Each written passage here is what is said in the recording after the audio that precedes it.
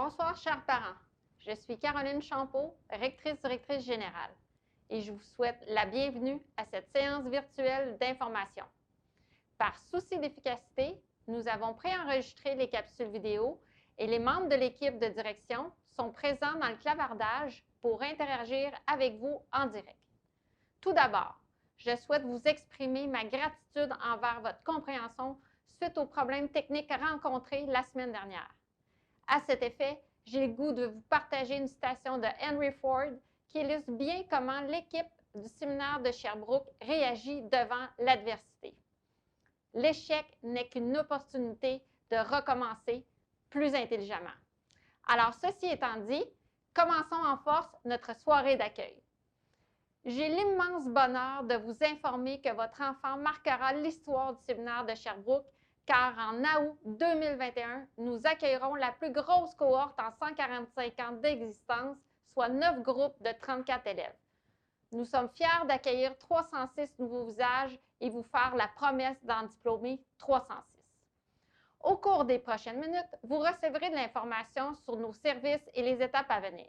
Notre objectif est d'assurer une transition primaire-secondaire en douceur pour tous. Je vous rappelle que le séminaire de Sherbrooke est influencé par une approche humaine omniprésente, la valorisation de l'effort et la recherche de l'équilibre. Nous pensons que ces trois éléments sont essentiels pour la réussite à tous les niveaux. Je cède maintenant la parole à mes collègues. Je me présente, Louise Cloutier, directrice adjointe au premier cycle. Bonsoir, il me fait plaisir d'être avec vous. Un petit bonjour aux élèves s'il y en a qui sont présents parmi nous. Au séminaire de Sherbrooke, nous avons comme préoccupation de bien accueillir nos élèves. L'arrivée au secondaire, on sait que c'est une étape importante dans la vie de votre jeune, puis on a à cœur qu'il se sente bien rapidement dans son nouveau milieu. Je vais donc vous parler des mesures d'accueil et d'accompagnement que nous mettons en place pour les futurs élèves. Habituellement, au mois de janvier, nous accueillons les jeunes. Pendant que vous assistez à la présentation, vos enfants sont en train de s'amuser et ils ont l'occasion de faire de nouvelles connaissances. Cette année, c'est différent. On ne peut pas les accueillir sur place, mais on leur réserve une petite surprise. Ils auront des nouvelles de nous très bientôt. Une deuxième activité que nous faisons, au mois de mai, lors d'une journée pédagogique, nous accueillons nos futurs élèves en les invitant à passer la journée avec nous. Nous avons des activités pour découvrir l'école, faire connaissance avec des nouveaux amis et avec les enseignants. Et nous avons également d'autres activités pour faciliter la transition primaire-secondaire. Nous avons prévu faire cette journée le 21 mai prochain. On espère que la situation va le permettre. Sinon, on va le faire de façon virtuelle comme nous l'avons fait l'an dernier. Nous n'avons pas le choix de s'adapter constamment à la réalité du moment. Une troisième activité que nous faisons, et nous sommes certains qu'elle va avoir lieu, c'est une demi-journée d'accueil avant la rentrée officielle. Les élèves sont invités à se présenter avec un parent. C'est l'occasion d'établir un premier contact avec son enseignant titulaire. L'enseignant titulaire, c'est le responsable du groupe. Ensuite, il va pouvoir rencontrer les autres élèves de son groupe. Il va également pouvoir prendre possession de son casier et pouvoir s'installer. Il y aura également un temps consacré à l'intégration pédagogique du Chromebook pour que les jeunes soient prêts pour le lendemain lors de la rentrée officielle. C'est une formule gagnante qui sécurise beaucoup les élèves. En passant, lors de la prochaine rentrée, je vous annonce une nouveauté. Les élèves de secondaire 1 auront une salle aménagée seulement pour eux. Au début septembre, une autre activité, nous partons une journée complète, incluant la soirée, au camp Jouvence avec tous les élèves de secondaire 1. C'est vraiment une belle occasion de créer de nouveaux liens. C'est une journée agréable, les jeunes s'amusent et apprécient beaucoup cette journée. Nous espérons qu'elle va pouvoir avoir lieu à la rentrée scolaire prochaine. Durant toute l'année, nous avons la présence soutenue des enseignants titulaires qui sont responsables du groupe, qui font le lien entre vous et l'école. Nous communiquons, par courriel avec vous pour ce qui concerne toutes les informations, les invitations, les messages. Puis nous avons également le portail Mosaïque que la plupart d'entre vous connaissez déjà. Je vais maintenant vous parler d'un autre sujet. Il s'agit de la collection de vêtements. La compagnie Top Marks est notre partenaire depuis les tout débuts. Ils offrent des produits de qualité. C'est une compagnie canadienne. Leur usine est située à Montréal. Leur service à la clientèle est excellent. Les parents ont que de bons commentaires et ça depuis toujours. Nous sommes très satisfaits. Le fonctionnement pour ce qui concerne la commande. Habituellement, nous avons des soirées d'essayage au mois d'avril. C'est des journées fixes où vous êtes convoqués afin de faciliter le déroulement. Les achats en ligne sont également possibles. Au mois d'avril, la soirée d'essayage l'année passée n'a pas pu avoir lieu. Les parents ont commandé en ligne. Top Marks a assuré le retour si les vêtements ne faisaient pas. Les parents pouvaient communiquer avec eux, poser leurs questions. Tout s'est bien passé. À l'école, nous avons également une friperie, les vêtements usagés. Au printemps, vous allez recevoir des informations concernant Top Marks et la friperie. Le prochain sujet ne s'adresse pas à tout le monde, mais je dois en parler. Il s'agit du protocole pour les élèves ayant besoin de mesures particulières. Si votre enfant a un diagnostic professionnel avec des recommandations, on vous demande de nous le faire parvenir le plus rapidement possible si ce n'est pas déjà fait. On en a déjà reçu, mais il en manque peut-être. Si votre enfant a un plan d'intervention primaire, nous vous demandons de le faire parvenir également. Au mois de mai, juin, Mme Renée Lévy va vous contacter pour faire une révision du plan et l'adapter pour le secondaire. Si votre enfant n'a pas de plan d'intervention primaire, nous allons l'observer durant la première étape et nous élaborerons un plan d'intervention si c'est nécessaire.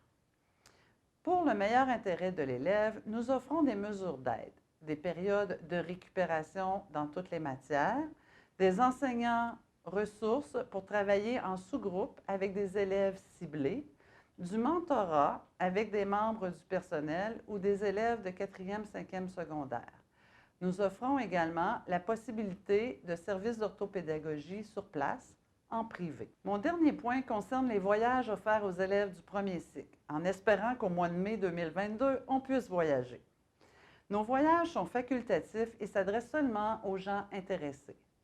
Premier voyage pour les secondaires 1. Il s'agit d'un voyage de 3 jours à Toronto.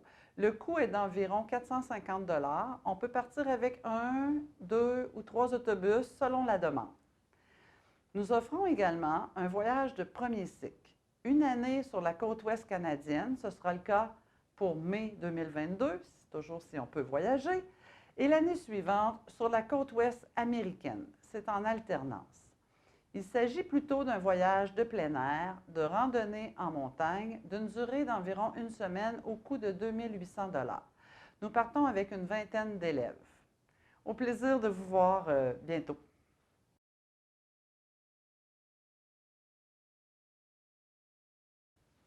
Parlons un peu de l'approche technopédagogique du séminaire. Vous avez reçu par courriel le 27 novembre dernier un document expliquant les raisons qui nous ont poussés à opérer un changement technologique. Je ne vais pas reprendre l'ensemble de ces explications ce soir, mais j'ai quand même besoin de vous rappeler que ce virage technologique s'est effectué suite à une longue période d'analyse, de consultation et d'échange, entre autres avec nos parents. Donc, tous nos futurs élèves de première secondaire devront se procurer un Chromebook selon les spécifications techniques ciblées. Soyez certains que nous vous offrirons tout le support nécessaire en tant que parent pour bien accompagner votre enfant avec ce nouvel outil. Avant le tout premier jour d'école, du temps sera consacré avec nos familles de première secondaire pour les outiller convenablement et afin que tout le monde se sente prêt à démarrer l'année scolaire. Autre sujet toujours très important pour nos élèves, la période de choix de cours. Dès demain, vous allez recevoir un courriel à ce sujet. C'est important de savoir que la personne qui est au premier plan des choix de cours se nomme Lucie Dubois et vous voyez ses coordonnées ici. Petite précision importante à se rappeler. Vous ne signez pas un contrat de 5 ans. quand vous faites les choix de cours de votre enfant. C'est possible de revoir à chaque année les choix de cours, donc s'il vous plaît, les parents, pas de panique. Alors, voici les consignes pour les choix de cours. Les choix de cours se concentrent en 3 blocs. Vous aurez d'abord à faire un choix dans le bloc d'art, soit des arts plastiques ou soit de la musique. Pour faire de la musique, il n'est pas nécessaire d'avoir un gros bagage en musique, mais c'est important d'avoir l'intérêt et d'avoir le goût de devenir un musicien. Vous aurez à faire le choix pour le niveau d'anglais. Pour accéder au programme d'anglais enrichi, le jeune doit avoir fait un programme d'anglais enrichi au primaire, ou bien le jeune fait partie d'une famille bilingue, ou encore l'enfant est capable de soutenir une conversation en anglais. Je vous fais une mise en garde, les parents qui auraient le goût de nous jouer un vilain tour en souhaitant de l'enrichissement à leur enfant. Si votre enfant n'a pas le niveau pour faire l'anglais enrichi, les enseignants vont le constater rapidement et vont procéder à un reclassement en début d'année.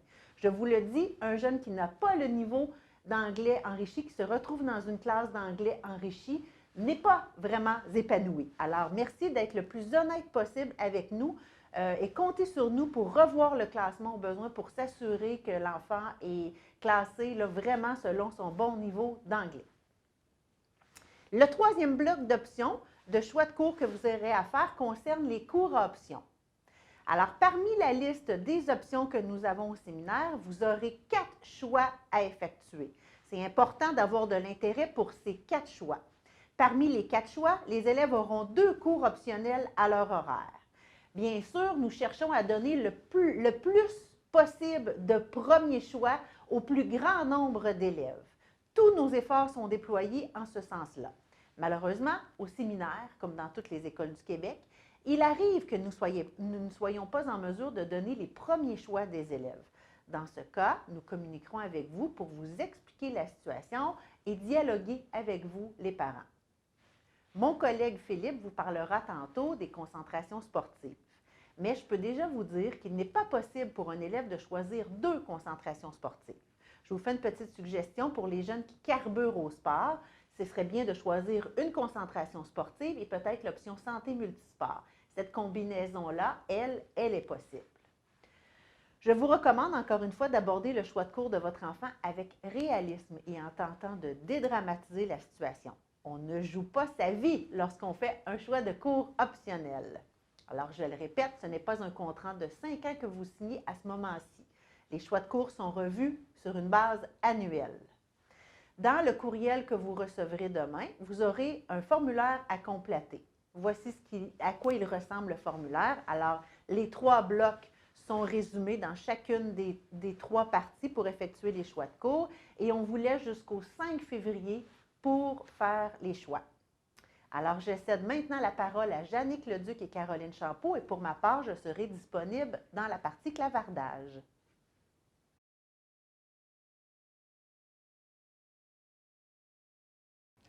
Pour ce qui est du contrat des services éducatifs, ce que je vous invite à faire, c'est de relire nos obligations mutuelles ainsi que nos politiques. Pour ce qui a trait à la facturation, je cède la parole à ma collègue. Bonsoir, je suis Jannick Leduc, directrice des services financiers. Il me fait plaisir d'être avec vous ce soir. Vous avez signé récemment le contrat de service éducatif lors de l'inscription de votre enfant. Vous avez pris connaissance des obligations du client dans le contrat. Au mois d'août, vous recevrez la facture pour les droits de scolarité, les frais des options et le transport scolaire s'il y a lieu. En cours d'année, il y aura la facturation des activités facultatives au fur et à mesure. Les modalités de paiement sont soit un versement le 1er septembre ou payable en 8 versements égaux de septembre à avril, le premier jour de chaque mois. Il est important de respecter les modalités. Il n'y a pas d'autre mode de versement possible. À noter que 50% des frais doivent être payés avant la réinscription en janvier à chaque année. Pour ce qui est du transport scolaire, une information importante à retenir, c'est qu'il n'y a pas de garantie. Les écoles privées travaillent ensemble pour offrir le meilleur service qui soit. Également, ce n'est pas un service de transport de porte à porte. Donc, ça veut dire qu'il y a des lieux d'embarquement et les lieux de débarquement. À chaque année, nous faisons beaucoup d'efforts pour répondre aux besoins des familles. Mais il est important de comprendre que nous n'avons pas le service de transport comme une commission scolaire. À titre informatif, les tarifs appliqués pour l'année scolaire 2020-2021 sur le territoire de Sherbrooke étaient de 250 $ pour l'année et sur le territoire qui entoure la ville de Sherbrooke, c'est-à-dire Coaticook, Kistinguess, Valcourt, Magog, etc., était de 545 $. Nous aurons de plus amples informations dans quelques mois. Le programme Famille s'adresse aux familles qui ont plus d'un enfant en même temps au séminaire. Ce programme s'applique aux 2 ordres d'enseignement pour le secondaire et le collégial. La réduction s'applique sur la facture du ou des plus jeunes. Concernant l'aide à l'éducation borroméenne, toutes les informations sont disponibles sur nos sites Internet du séminaire et de la Fondation. Vous devrez suivre la procédure pour procéder à une demande d'aide. Je vous remercie et à bientôt.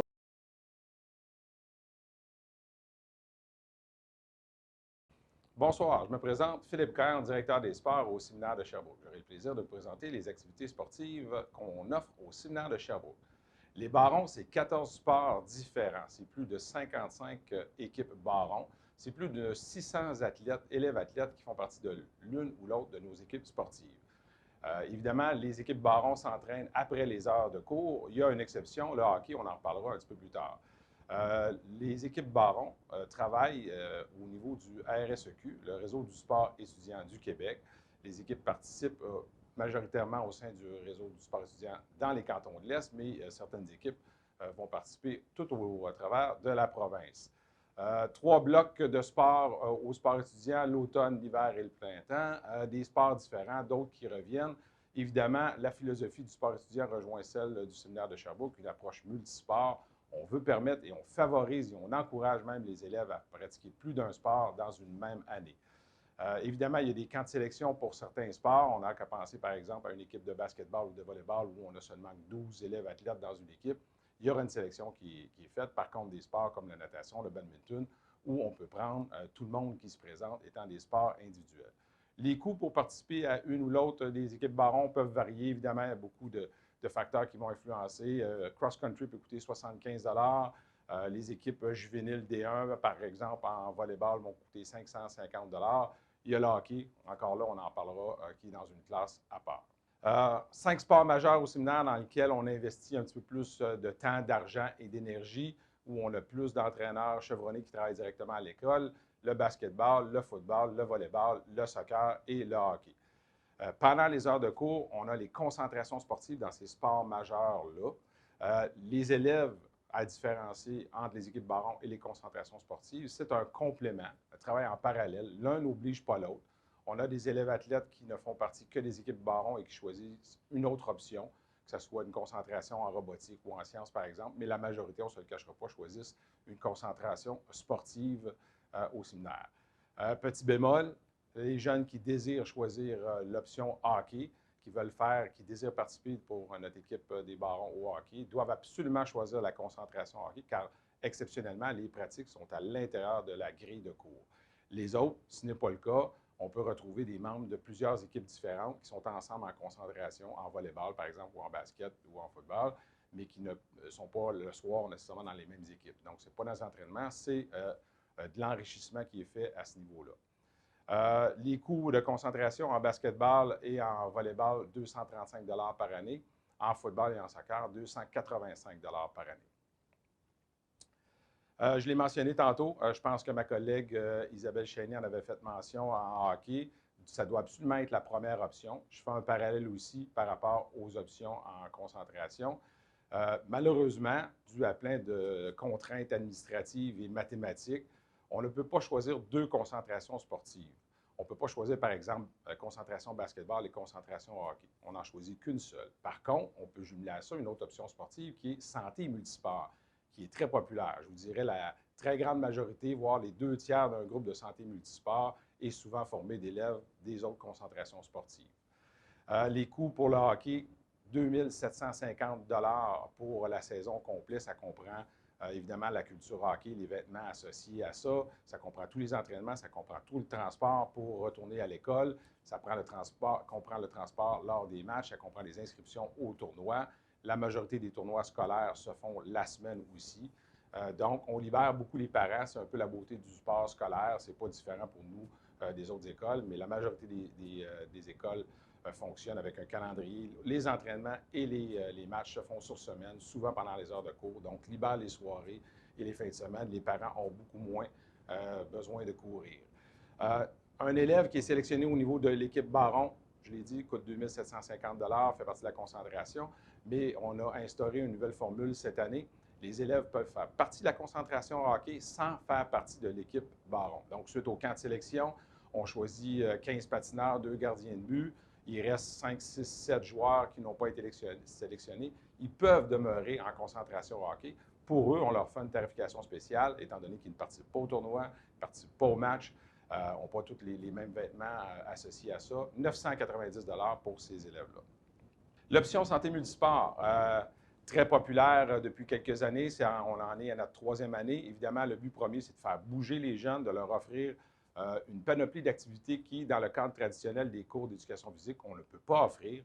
On veut les initier beaucoup à des activités de plein air. On veut favoriser le transport actif, donc beaucoup de marche et de vélo en transport actif pour se rendre à une activité X ou Y. Par exemple, le groupe va faire une activité de karaté dans un dojo pas loin, bien, ils vont y aller à pied. On va faire une activité de tir à l'arc au Mont-Bellevue. Les élèves vont prendre leur vélo, ils vont se rendre au Mont-Bellevue à pied. Les coûts pour l'option santé multisport, c'est 450 $. On fait beaucoup donner un exemple d'activité qu'on peut faire, du tir à l'arc, du canot, de la slackline, de la randonnée, du ski alpin, de l'escalade, et j'en passe.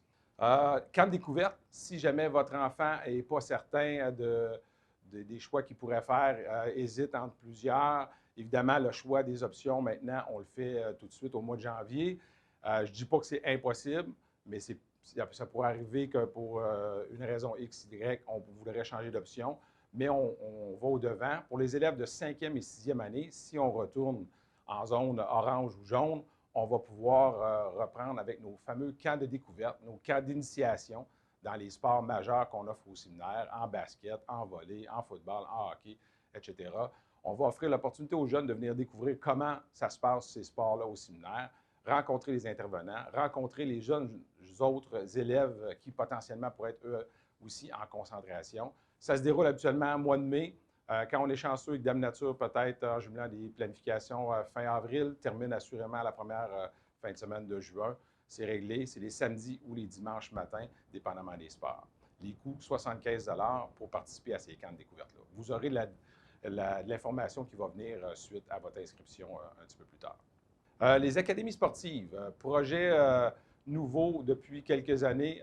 On travaille avec des partenaires externes pour des sports qu'on ne peut pas nécessairement offrir autant parce qu'ils ne s'offrent pas au niveau du sport étudiant ou peut-être qu'on n'a pas une masse assez critique pour offrir un sport comme par exemple le baseball, l'équitation, le karaté, patin de vitesse, ski alpin, tennis et triathlon sont nos académies. Ça se passe la plupart du temps maintenant, vous savez, on n'a pas de cours le vendredi après-midi, donc c'est la plage horaire qui est priorisée. Mais par exemple, le baseball et le patin de vitesse se font le matin. Les jeunes vont manquer des heures de cours, mais il y a une entente avec les enseignants à la direction. Il y a possibilité de jumeler un autre élève en classe pour rattraper le temps perdu. Si vous avez des questions, n'hésitez pas à nous faire parvenir par courriel. Vous avez vu mes coordonnées un peu plus tôt, pkyle@le-séminaire-de-sherbrooke.ca. Je vous invite aussi à nous faire parvenir, si vous avez le goût, vos questions via le chat en ce moment. Merci. Bonne fin de soirée.